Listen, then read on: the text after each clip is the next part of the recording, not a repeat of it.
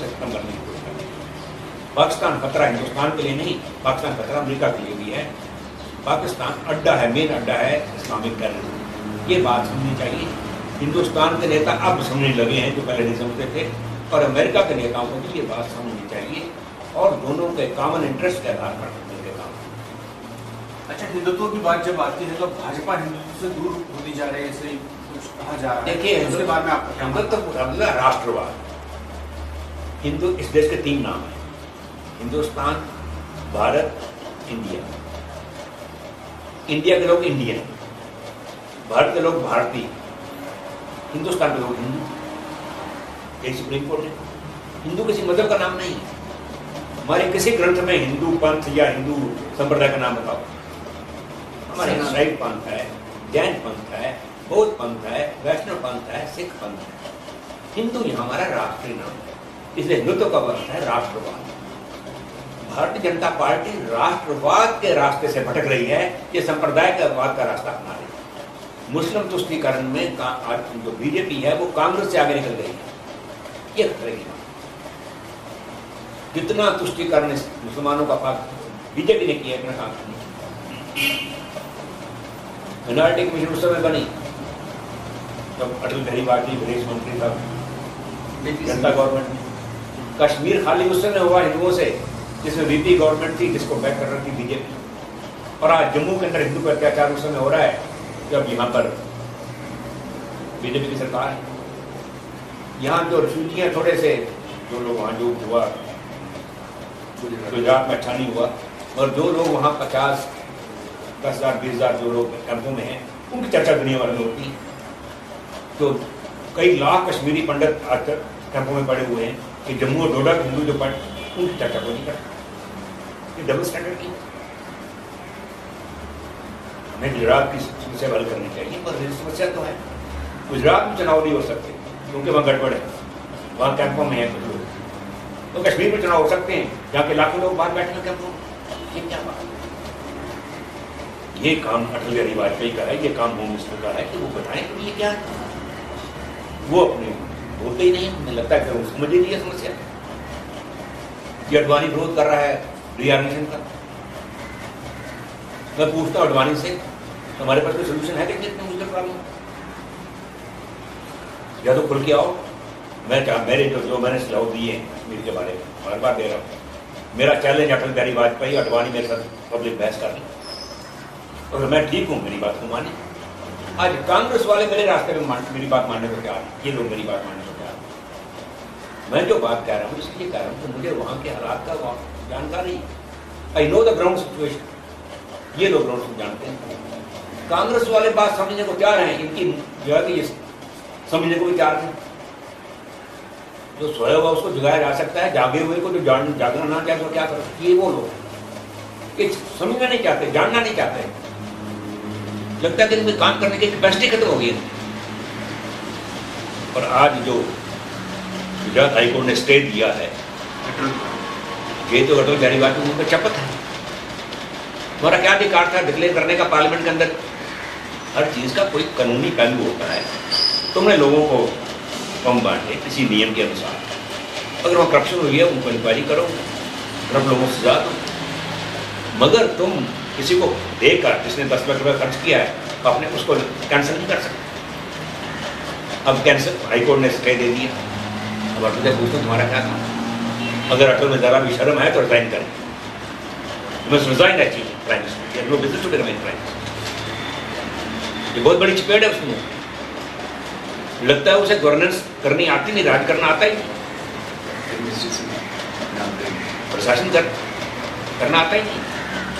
शिवसेना के बारे में क्या?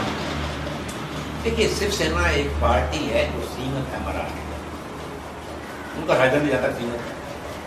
उनकी ना कोई ऑल इंडिया पॉलिसी है, ना उनकी ऑल इंडिया को फॉरेन पॉलिसी नेशनल होती है, चुनावी पॉलिसी बात होती है। एक रीजनल पार्टी। मैं चाहूँगा कि शिवसेना की विचारधारा हिंदुत्व की, राष्ट्रवाद की बात करने की, उसे मैं सहमत हूँ। मैं चाहता हूँ कि शिवसेना ऑल इंडिया पार्टी, और उसके लिए मैंने सुझाव दिया। आज देश के अंदर एक नेशनलिस्ट अल्टरनेटिव चाहिए। मैं चाहूँगा कि शिवसेना और जनसंघ और इस प्रकार का राष्ट्रवादी सब लोग तत्व मिलकर देश के अंदर एक कांग्रेस और बीजेपी दोनों का एक नेशनलिस्ट अल्टरनेटिव है। कांग्रेस बीजेपी का अल्टरनेटिव नहीं है और बीजेपी कांग्रेस का अल्टरनेटिव नहीं है। ये दोनों chips of the same block, दोनों संप्रदायवादी, दोनों के सामने कुर्सी है, एक दूसरे के पूरक हैं, अल्टरनेटिव नहीं, कॉम्प्लीमेंट्री हैं, पूरक हैं। इसलिए इन दोनों का, केवल बीजेपी का नहीं, दोनों का एक नेशनलिस्ट अल्टरनेटिव चाहिए। और वो अगर बाल ठाकरे मेरा साथ दें तो बड़ी जल्दी बन सकती है। जिस तरह का नेटवर्क शिवसेना का है उस तरह का नेटवर्क बनाने की क्या कोशिश चल रही है? देखिए, जनसंघ के पास आज सबसे बड़ी कमी है साधन नहीं है। साधन उधर उसी को पूरा करने की कोशिश कर रहा हूँ। कुछ नहीं तो आया हूँ, उसी में तो आया हूँ। अब संघ के लोग जुड़े हुए हैं बीजेपी के साथ, अब वहाँ भी हत्या मची हुई है। संघ वाले क्या फैसला करते हैं ये वो जाने, उनके बारे में मैं नहीं बोल सकता। मगर मैं राष्ट्रवादियों को अपील तो कर सकता हूँ, मैं संघ वालों को भी अपील तो कर सकता हूँ कि आज देश को एक राष्ट्रवादी विकल्प की जरूरत है और उस विकल्प को बनाने में और हम सब मिलकर काम करें। एक लाइन में क्या विकल्प हो सकता है? विकल्प ये है, it should be nationalist, no truck with communalism. आज सेकुलरिज्म कम्युनलिज्म का दूसरा नाम है। आज हमारा देश सेकुलर देश नहीं है। दुनिया भर में सेकुलरिज्म के 3 बुनियादी तकाजे हैं। पहला, कि राज्य अपने नागरिकों के बीच मजहब के आधार पर, पूजा विधि के आधार पर भेदभाव है। दूसरा, सभी नागरिकों के लिए कानून एक। तीसरा, सभी नागरिक कानून के सामने बराबर। ये these are 3 basic postulates of secularism as understood and practiced all over the world। दुनिया भर में सेकुलरवाद का जो अर्थ दिया जाता है, जो उसका व्यवहारिक रूप है, वो ये के 3 बुनियादी तकाजे हम एक पूरा नहीं करते। हमारे संविधान में एक आर्टिकल है, आर्टिकल 44, जो कहा गया कि सकल कानून एक होगा। 50 साल में उसको इम्प्लीमेंट नहीं किया। हमारे संविधान में आर्टिकल 38 है जो मुसलमानों में और हिंदुओं को भेदभाव करते हैं। जो अधिकार मुसलमानों को दिए हैं वो हिंदुओं को नहीं दिए। हमारा कॉन्स्टिट्यूशन कानून आर्टिकल 370, ये केवल एंटी जम्मू एंटी लद्दाख नहीं है, ये डिस्क्रिमिनेटरी है, एंटी कम्युनल है। जम्मू के अंदर वो 3 लाख पंजाब से आगे रिफ्यूजी हैं, वो 50 साल से वहाँ रह रहे हैं, वो लोकसभा में वोट दे सकते हैं, तो कश्मीर असेंबली के लिए वोट नहीं दे सकते। एंटी सेकुलर आज आर्टिकल 370 का जो पार्टियां आर्टिकल 370 का समर्थन करती हैं, जो पार्टियां आर्टिकल 29 और 30 का समर्थन करती हैं, जो पार्टियां आर्टिकल 44 को अमल में लाने का विरोध करती हैं, कॉमन सिविल कोड का विरोध करती हैं, वो सब कम्युनल पार्टियां हैं। उनको वो सेकुलर नहीं है, नेशनलिस्ट नहीं है, उन्हें सेकुलर कहना, सेकुलर शब्द का उपहास करना है। इस दृष्टि से बीजेपी भी कम्युनल है, कांग्रेस भी कम्युनल है, शिवसेना भी, ये अपना समाजवादी पार्टी भी communal, they are communal party. हमारा, हम किसी कम्युनलिज्म के साथ किसी प्रकार का ट्रक नहीं चाहते। हम विशुद्ध राष्ट्रवादी पार्टी चाहते हैं। जनसंघ विशुद्ध राष्ट्रवादी सेकुलर पार्टी था और आज भी जनसंघ ऐसी विशुद्ध राष्ट्रवादी पार्टी बनना चाहता है।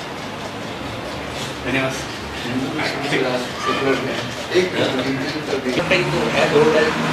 एक हम सब विपरा बहुना बदल, परमात्मा एक है, विद्वान को बहुत से नामों से पुकारते हैं, उस तक पहुँचने के बहुत से रास्ते हैं। और इस्लाम क्या कहता है? ला इल्लाह, परमात्मा एक है, मोहम्मद रसूलुल्लाह, मोहम्मद उसका रसूल। ये अंतर है। हम परमात्मा को किसी एक व्यक्ति के साथ, किसी एक पंथ के साथ नहीं जोड़ते। हम धर्म हैं, पंथ नहीं। इस देश में धर्म एक है, पंथ अनेक है। धर्म एक है, उसे वैदिक धर्म को, उसे सनातन धर्म को, उसे हिंदू धर्म को, एक मॉरल वैल्यू का सेट है। और पंथ, या सिख पंथ है, जैन पंथ है, बौद्ध पंथ है, वैष्णव पंथ है। और इस बात को गुरु गोबिंद सिंह ने कहा, सकल जगत में खालसा पंथ गाजे, जगह धर्म हिंदू सकल भंड बाजे। कोई जैन कह सकता है सकल जगत में जैन पंथ गाजे, जगह धर्म हिंदू सकल भंड बाजे। कोई शायद कह सकता है सकल पंथ में जगत में सही पंथ बाजे गाजे, जगह धर्म हिंदू सकल भंड बाजे। मुसलमान भी अपने धर्म को अपने, धर्म इज मॉरल वैल्यूज। वो जो मॉरल वैल्यूज है, जो मॉरल कोड है, हम चाहते हैं कि उसको मुसलमान भी अपनाएं, उसे ईसाई भी अपनाएं। हम अपने घरों पूजा करते हैं, मंदिरों में जाते हो, आप गुरुद्वारों में जाते हो, बाद में क्या मंत्र बोलते हैं? सर्वे भवन्तु सुखिनः, सर्वे सन्तु निरामया। गुरुद्वारे में जाओ, क्या बोलते हैं? सरबंद का भला। क्या कब किसी मस्जिद में भी नमाज के बाद कहा गया सबका भला? क्या कभी गिरजे में भी कहा गया गिरजे के बाद सबका भला? हम सबके भले की बात